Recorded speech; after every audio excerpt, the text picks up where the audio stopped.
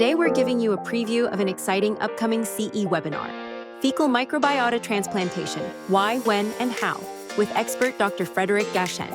Let's explore why FMT is capturing attention in the field of veterinary gastroenterology. A balanced gut microbiome plays a critical role in immune health, digestion, and disease resistance. But what happens when that balance is lost? From chronic GI issues to antibiotic overuse, the consequences can be far-reaching.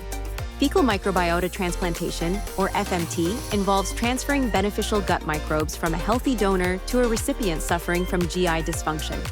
This emerging therapy is changing the game for conditions like chronic diarrhea, IBD, and antibiotic-resistant dysbiosis. Dr. Gaschen will walk you through current evidence and clinical scenarios where FMT may offer a breakthrough, especially when traditional therapies fall short. Looking to expand your clinical expertise? Join us live on June 25th at 8 p.m. Eastern Daylight Time for a free 1C race-approved webinar. Let's reshape the future of pet GI care, one microbiome at a time.